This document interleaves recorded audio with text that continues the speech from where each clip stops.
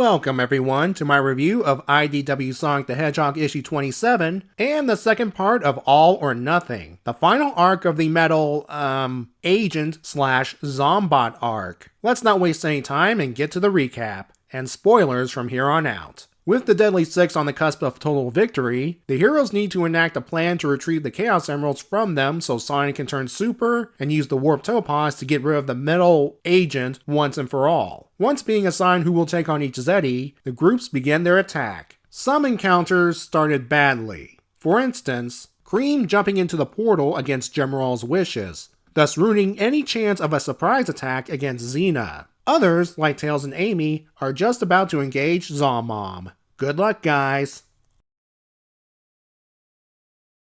We begin with Tails and Amy running away from Zomom's spinning attack. That is until Amy has had enough and hits the Zeddy in the face. Only the blow landed around his mouth. Ew. Zomom, do you know the kind of stuff Amy hits with that hammer? And Amy, assuming your hammer automatically sterilizes when you bring it in and out of hammer space, you'll need to wipe it down when you're done. Tails distracts Zomom by mentioning he dropped some food nearby. It only buys them a small breather moment since Zomom, enraged that he's been lied to, sicks the Zombots after them. They make it to the rooftops, which does them little good as the Zombots climb upward to give chase. Annoyed by this, Zomom pulls his little Bugs Bunny trick and follows, causing some mayhem of his own. Tails and Amy make it to the town gate, where the fox comes up with an idea. At Tails' signal, the two smash the wheels, causing the gate to come down and pin Zomom. They quickly snatch the emerald and run away, leaving Zomom at the mercy of the Zombots. With this victory, we move on to the second fight of the issue. Cream tries to get through to the Zeena-controlled Gemerl. Luckily for her, Gemerl hurt her enough to smash his own wireless receiver, which apparently was how Zeena took control of his mind. Okay. Despite Gemerl getting his mind back, Zeena still uses his body to attack Cream. She spin dashes out of the way, and straight into Zeena. Yes, Cream is done playing nice, and I don't blame her one bit. Zeena's also no longer holding back. She tosses Gemerl into the herd of Zombots so they can pull an Omega on him. For bonus points, this fight takes place in Sunset City. This leaves Zeena free to commit one of the mortal sins of the Sonic franchise: taunt and harass Cream. To drive this point home, she dangles her towards the Zombots like a carrot. I am starting to loathe this green Zeddy. Before tossing her in, Gemerl breaks free from the horde and shows Zeena why he was a threat in Sonic Advance 3. However, Zeena retaliates by showing why she was trouble in Sonic Lost World. Gemerl anticipated this and maneuvers around Zeena so that the energy tethers trap her long enough for Cream to snatch the emerald.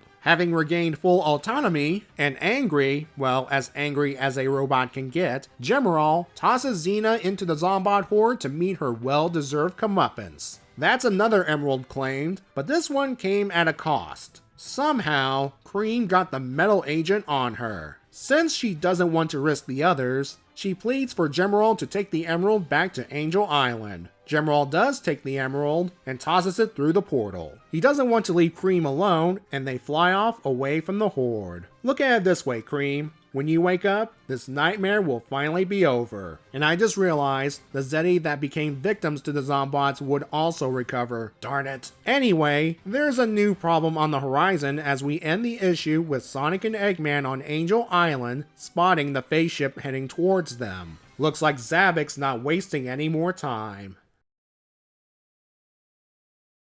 For those that have read the issue, you've noticed that I've summarized the events of one fight before moving on to the next, when in reality, it goes back and forth between the two. I have done this sort of thing in the past, but I'm bringing it up here because there is a definite tonal shift between the two fights, which is good because each fight needs to be different. I wouldn't be surprised if Ian wrote each fight separately, and later when both were placed in the issue, it was cut up so that the pacing was more balanced. The art also reflects this as the Zomom fight was done by Adam Bryce Thomas with Bacardi Curry doing the colors, while Evan Stanley and Matt Herms provided art for the Zeena fight. If I mixed up the penciler colorist combination, I'd like to apologize in advance since I'm basing this on the issue's credits. The tone difference also corresponds to the Zeti involved. Zomom has more of a comedic vibe, with the big oaf being gullible and always thinking of food. Remember, he was considering eating Amy's hammer. Compare that to the narcissistic Zeena, who's been tormenting her victims. Not to the same level as Zaz, but it's up there. I've said this before and I'll say it again. Give these guys defenseless sapient beings to torment, and they will take full advantage of it.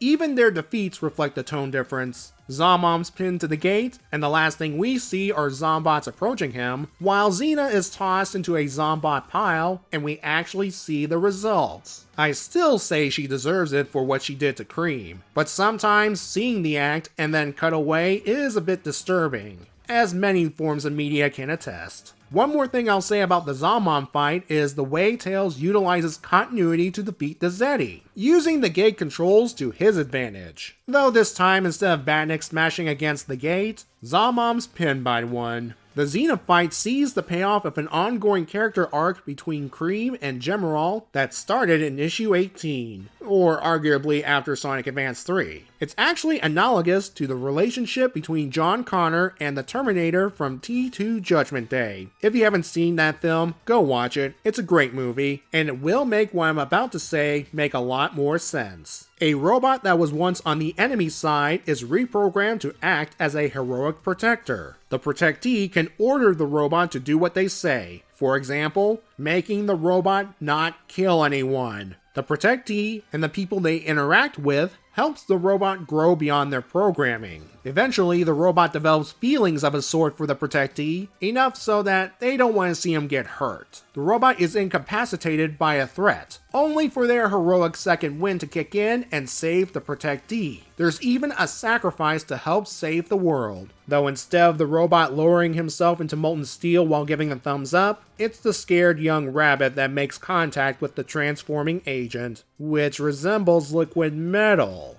I know some will bring up the mind control bit. That happened in Terminator 3. The friend/loved one trying to help the mind-controlled individual break free is a huge cliche in media. But I'll let it slide here because Cream is involved. It is heartwarming for Gemerl to make sure Cream wasn't alone during this dark moment for her. And besides, I think in his own way, Gemerl is obeying Cream's last order, to take the emerald to Angel Island. He was just utilizing his pitching arm in this case. While Cream may have screwed up in the beginning, in the end, things did work out during the Zeena battle. Could the surprise attack work? I seriously doubt it. And as for Sonic sending Gemerl alone before Cream piggybacked, well, the hero's numbers were limited and they were tired. And there was a time factor for both Sonic and the world. I've read the idea of why not have Knuckles join the fight and let Gemerl guard the Master Emerald. While Knuckles is smarter, he's still stubborn. After the Battle of Angel Island, he's not budging, especially since the ones responsible for previous Master Emerald thievery are present. Also, if somehow he did join the fight against the Zeti and let Gemerl guard the Master Emerald, who's to stop Eggman from whipping up some doohickey from shuttle parts that will allow him to regain control of Gemerl again, and then claim the Master Emerald? Man, Eggman taking control of a traitorous robot, that'd be insane, am I right? For the heroes, we are seeing the upward climb as we've had 2 victories over the Zeti. We'll see how everyone else handles their battles in the next issue, which will come out at some point. Okay, time to be serious. At the time of this recording, the comic industry will be going on an unintended hiatus due to what's happening in the world right now, which means no new IDW Sonic for a while. I'm not going anywhere myself. I'll continue to review the old Archie Sonic comics and whatever else I have in mind for the time being. When the IDW series resumes down the line, I will continue where I left off, unless anything else unexpected happens, but we'll see. If you're watching this video sometime after things have calmed down, what I just said might have been awkward and dated. But in all seriousness, everyone, we are in uncertain times. Try to be calm, use common sense, be careful, and hopefully we can make it through this. I'll see you guys around and take care.